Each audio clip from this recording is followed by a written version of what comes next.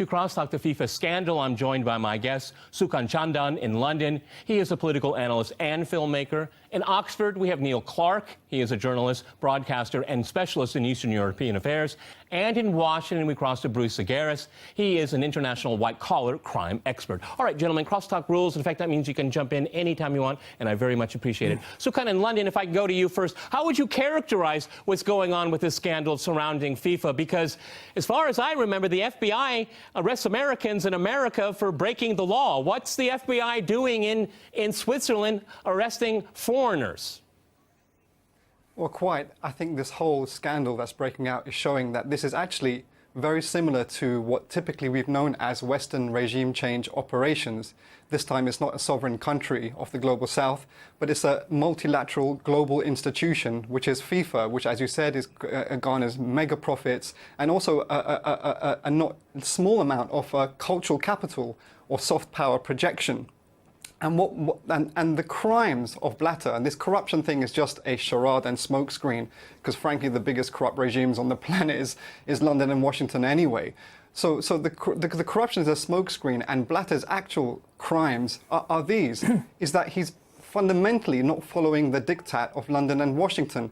His crime is that he has the audacity to actually hand Africa the first World Cup ever hosted on the African continent in 2010 in South Africa. His crime is actually handing Qatar the World Cup and not Britain, and handing the Russian the World Cup as well. So that really, in a nutshell, is what the central issue is at play here. Okay, Bruce, you're on the program because you're an expert in crime. What is at the heart of this scandal in your mind? And why, I ask again, why is the FBI involved in this? It's in a foreign country with non-American citizens. Go ahead. Sure. The FBI is involved because there are a lot of U.S. territorial aspects. So, for instance, much of the money has gone through U.S. financial institutions.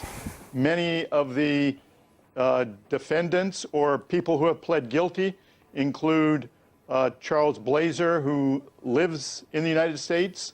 They include USA Trafficking, which is headquartered in Miami.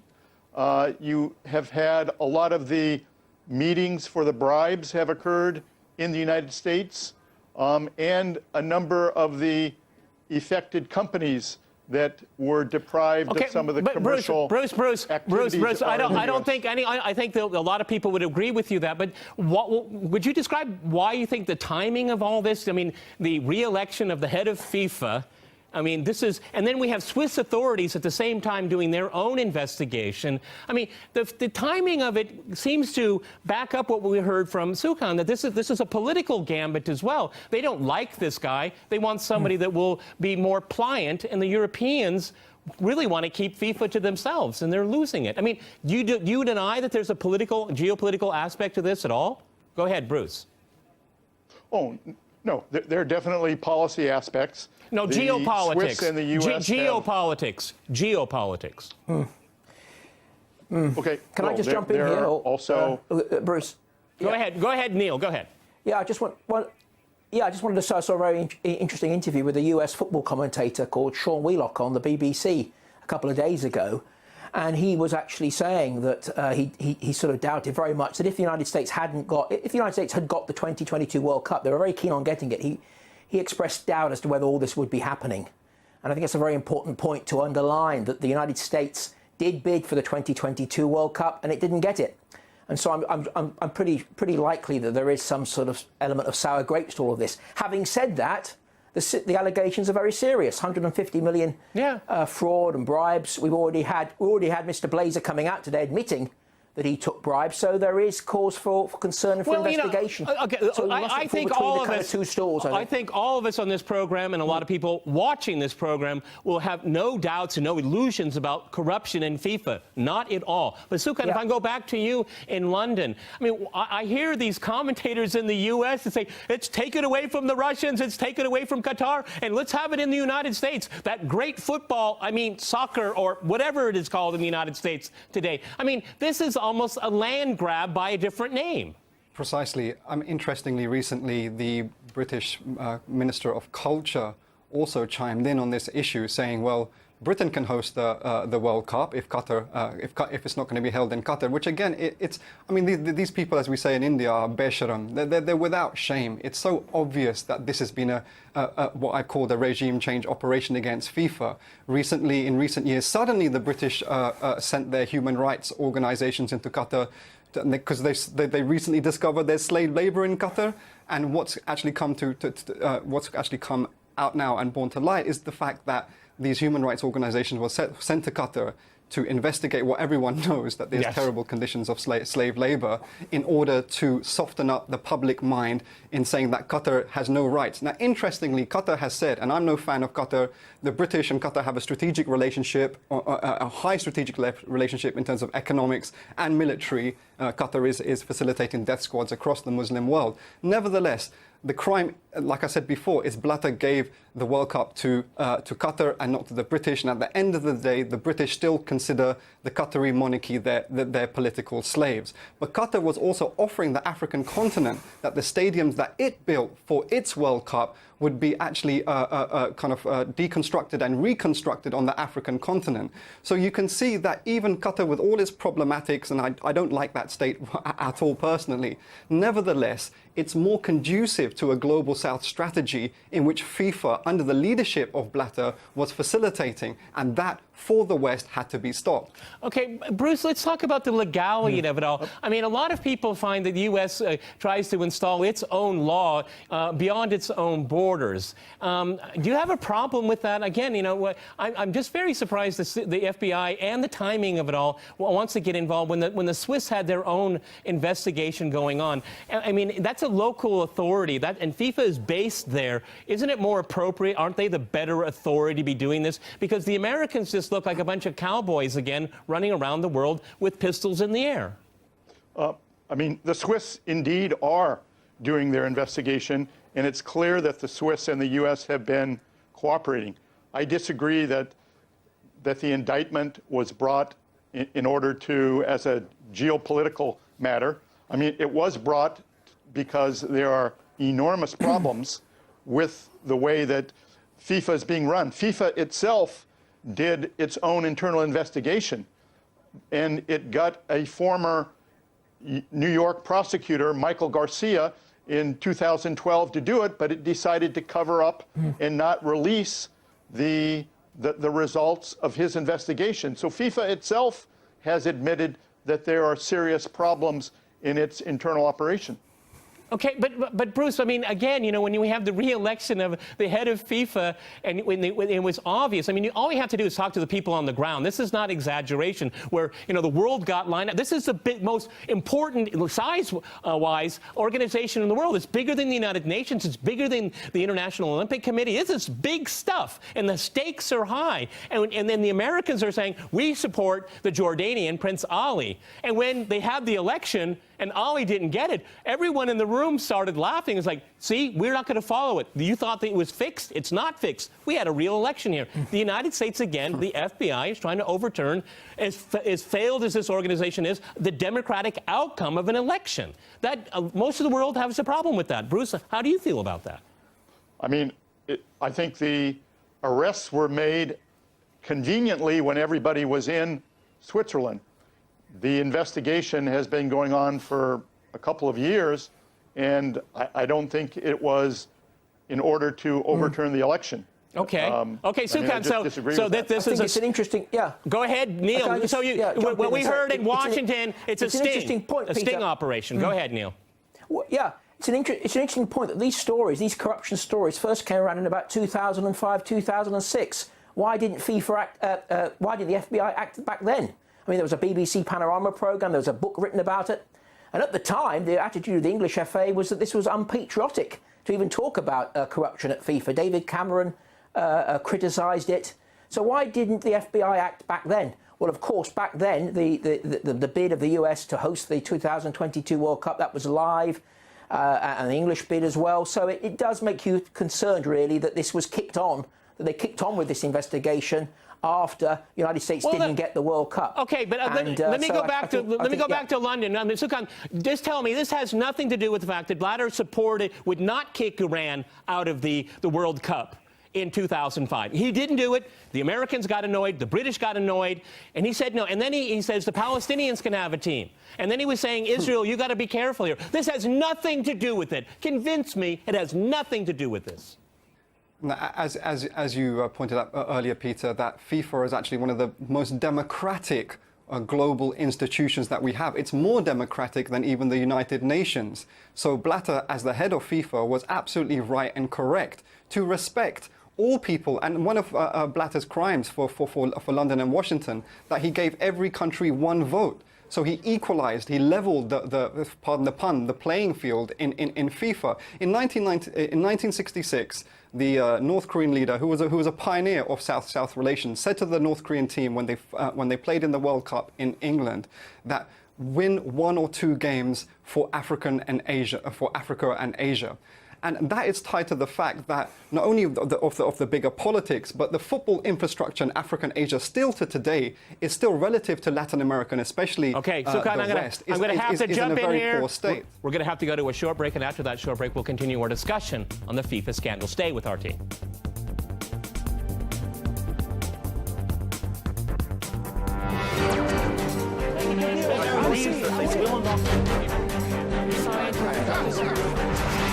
I love you.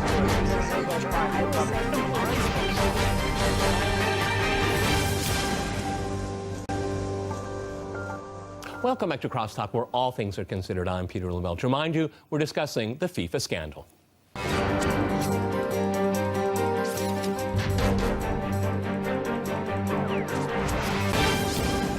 Okay, Bruce, I'd like to go back to you in Washington. Why do you think the United States feels it should be in a position to clean up FIFA? Why the United States? Why not the European authorities? Well, the United States is in a position because, as I said, so many events happened in the U.S.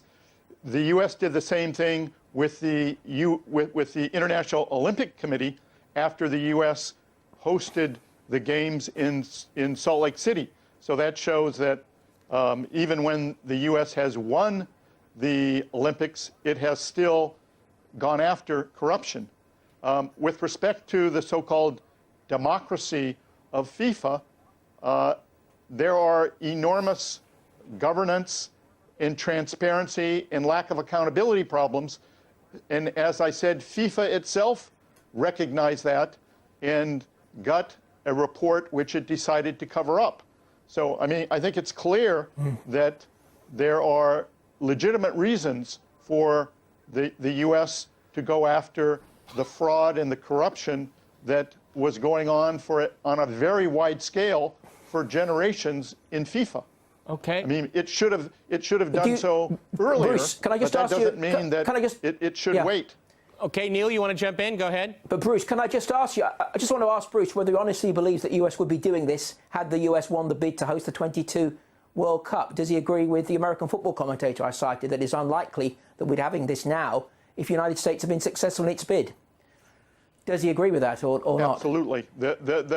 Yes, I do. I think they still would have brought the case.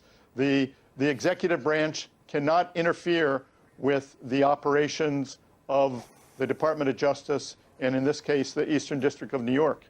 It has nothing to do with the U.S. not winning. Well, but you also have FBI officials saying that these people are criminals in FIFA. Bruce, do you have a problem with that? What happened to due process? Yeah, I do have a problem with that. I mean, if they've made statements that interfere with the presumption of innocence and their right to a fair process, I think that's wrong.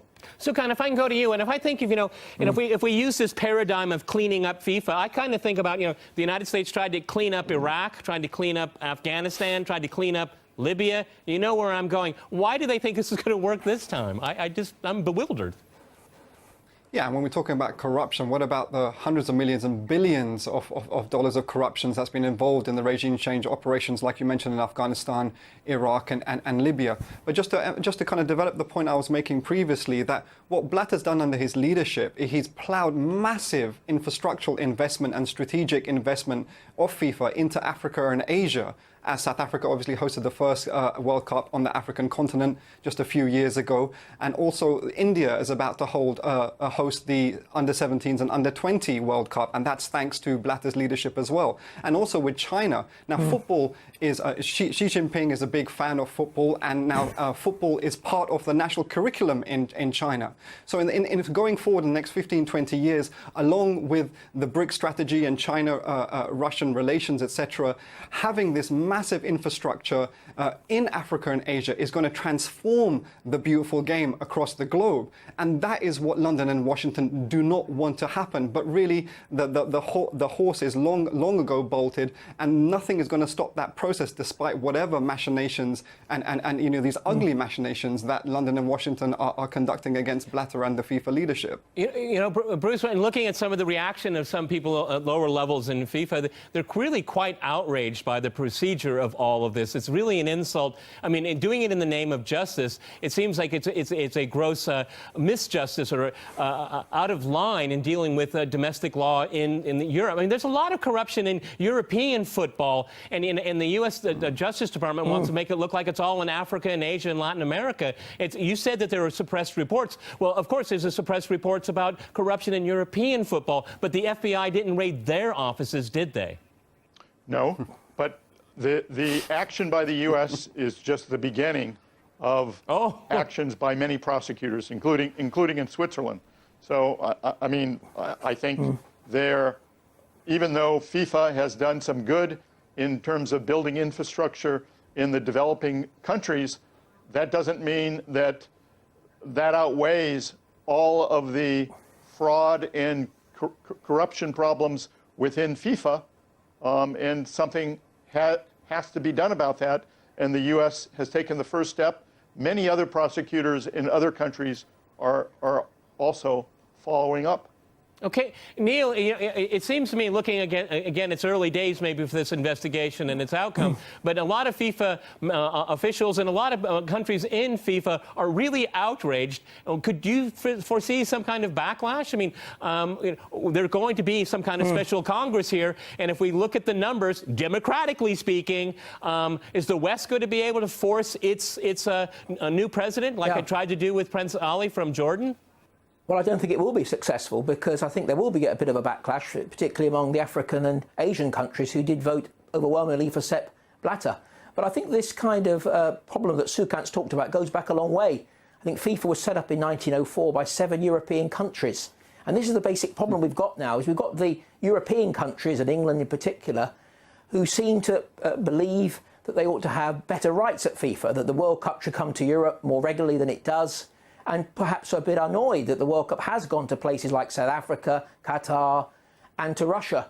And I think that is what's behind a lot of this now, because there is anger in England, for example, that the World Cup didn't go to England in 2018. And I think this goes back a long way. Don't forget, England walked out of FIFA in 1927 and didn't come back until 1946. So there has been friction in the past, and a large part of this friction has been caused by football becoming a more global game, more rights to African countries, Asian countries, more places in the World Cup for African countries.